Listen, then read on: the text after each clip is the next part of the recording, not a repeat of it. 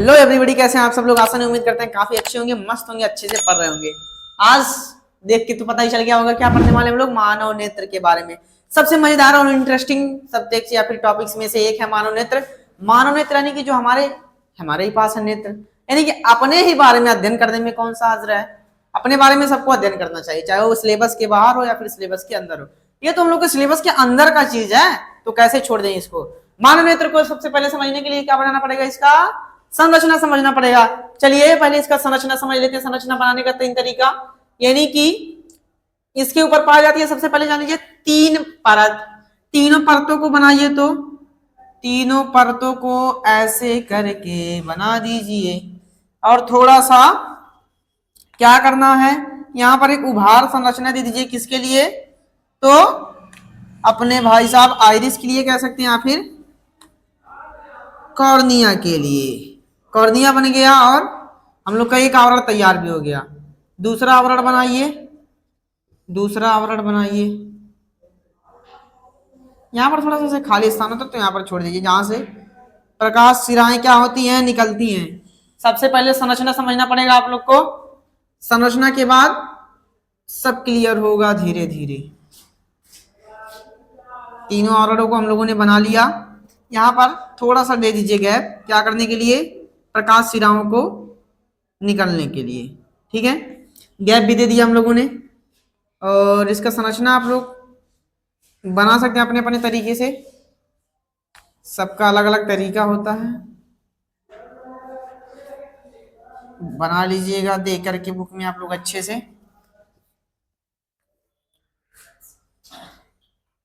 संरचना भाई सबको आना चाहिए बनाने नेत्र का, क्योंकि नेत्र का जो संरचना सहित जब पूछेगा तो 6 नंबर का प्रश्न पूछेगा।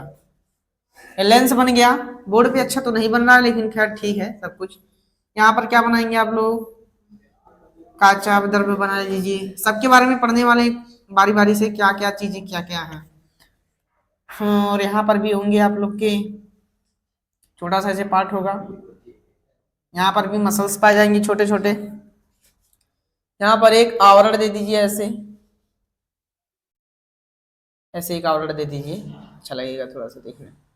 चलिए अब इसके बारे में एक एक करके हम लोग पढ़ने वाले हैं। सबसे पहले यहाँ पर होता है आप लोग का क्या चीज, तो दृढ़ पटल होता है। दृढ़ पटल होता है, इसको बताने का तरीका क्या है एग्जाम में आप लोग के, तो दृढ़ पटल यानी कि जो बाहर सफेद रंग का दिखाई देता है, क्या चीज, आंख की या फिर नेत्र की सबसे ऊपरी परत जो सफेद रंग की होती है, उसे ही क्या कहते हैं, दृढ़ पटल कहते हैं। इतना क्लियर। ऊपर नेत्र का सबसे ऊपर वाला जो पार्ट हम लोग की आंख में दिखता है सफेद सफेद कलर का, वही दृढ़ पटल कहलाता है। कोई दिक्कत नहीं। चलिए दृढ़ पटल के नीचे क्या होता है, तो आप लोग का होता है क्या, कोरोइड। क्या होता है, कोरोइड। कोरोइड, ठीक। यह अपारदर्शी होता है और यह भी अपारदर्शी होता है, यानी कि दृढ़ पटल के नीचे एक अपारदर्शी आवरण पाया जाता है काले रंग का। कैसा, काले रंग का, जिसको कहा जाता है कोरोइड। ये भी आई थिंक क्लियर हो गया होगा। तीसरा परत, सबसे इंपॉर्टेंट परत, कौन सा, रेटिना। क्या चीज भाई साहब, रेटिना।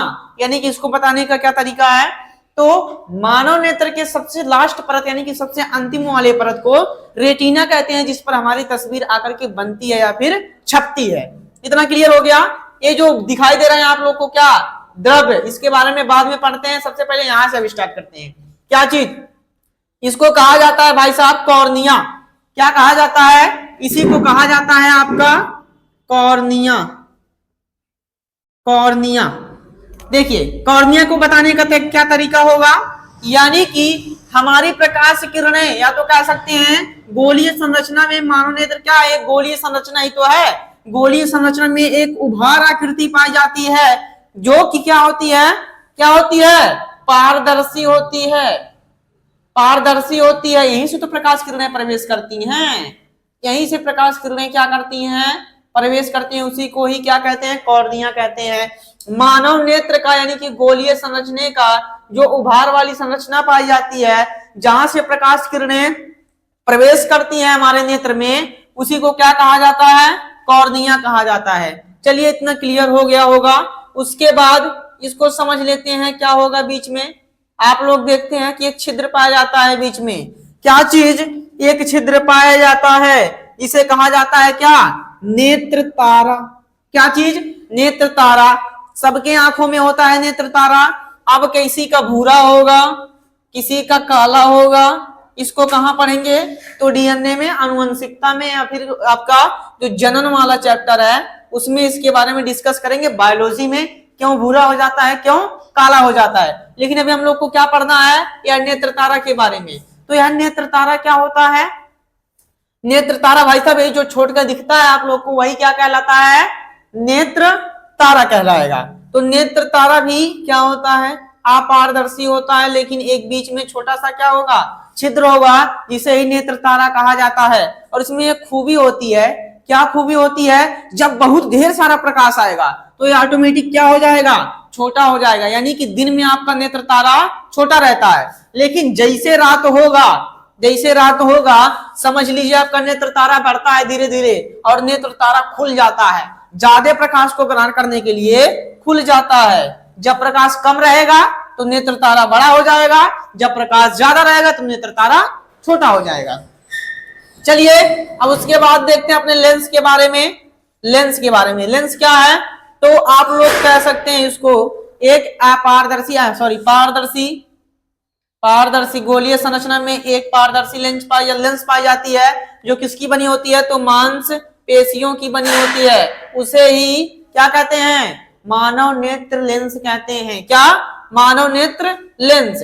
मांसपेशियों से बनी पारदर्शी एक लेंस पाई जाती है, जिसे मानव नेत्र लेंस कहा जाता है। कोई दिक्कत, चलिए यहां पर भी एक द्रव पाई जाती है छोटा छोटा लिक्विड फॉर्म में, उसे क्या कहते हैं, तो उसे क्या कहते हैं भाई साहब, जलीय द्रव्य कहते हैं। यहां पर पाई जाती है आप लोग की क्या चीज, द्रव्य, यानी कि यहां पर भरी होती है द्रव्य, इसको क्या कहते हैं, जलीय द्रव्य कहते हैं। जलीय द्रव्य, जलीय द्रव्य। इसको बताने का तरीका, इसको बताने का तरीका जलीय द्रव्य को, जलीय द्रव्य को कैसे बताएंगे जी, तो जलीय द्रव्य कैसे बताएंगे, यानी कि कहां पाई जा रही है, कॉर्निया और लेंस के बीच में। क्या, कॉर्निया और लेंस के बीच में, कॉर्निया और लेंस के बीच में पाए जाने वाले द्रव्य को जलीय द्रव्य कहते हैं। समझ में आ गया। चलिए अब यहां पर देखिए, यहां पर भी तो द्रव्य होता है। यहां पर कौन सा द्रव्य होता है, काचाभ, काचाभ द्रव। क्या चीज, काचाभ द्रव होता है। यानी कि अब लेंस के बाद अंदर चलेंगे हम लोग नेत्र को पढ़ने के लिए, तो यह होता है काचाभ द्रव। इसको बताने का तरीका हमारे नेत्र को गोलीय संरचना कौन प्रदान करता है, यही काचाभ द्रव्य ही प्रदान करते हैं। यानी कि क्या कह सकते हैं इसको, यानी हमारे गोलीय द्रव्य को जो संरचना प्रदान करती है, नमकीन नमकीन होता है इसका स्वाद। अब मत कहिए कि स्वाद चखे हैं, लेकिन बताया गया साइंटिफिकली इसका स्वाद कैसा होता है, तो नमकीन होता है। तो इसका जो स्वाद होगा नमकीन होगा, इसको भी क्लियर कर लीजिए आप लोग। यानी कि कैसा होता है, साल्ट होता है, ठीक है, लवण होता है। अब इतना तो क्लियर हो ही गया होगा, सब कुछ क्लियर हो गया।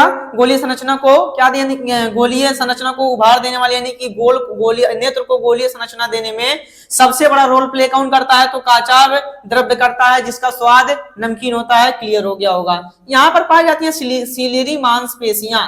क्या चीज, सिलियरी मांसपेशियां, जो भाई साहब आपके नेत्र लेंस को क्या होती हैं, पकड़े रहती हैं। सिलियरी मांसपेशियों को याद किए रहिए, ये आगे बहुत काम आएगा। सिलियरी मांसपेशियां, इसको याद कर लीजिए, आगे काम आएगा जब समंजन पढ़ा जाएगा तब। आई थिंक संरचना क्लियर हो गया होगा। संरचना के आगे वाला जस्ट जो टॉपिक है आप लोग का, उसमें क्या जानेंगे आप लोग, नेत्र देखता कैसे है और नजदीक कैसे करता है। आई थिंक आप लोग को इतना क्लियर हो गया होगा। वीडियो को ज्यादा लंबा नहीं करेंगे, यहीं पर इस चैप्टर इस टॉपिक को होल्ड करते हैं। अगले दिन मिलते हैं इसी के आगे वाले के साथ। तो प्लेलिस्ट में लेक्चर 1 और लेक्चर 2 के साथ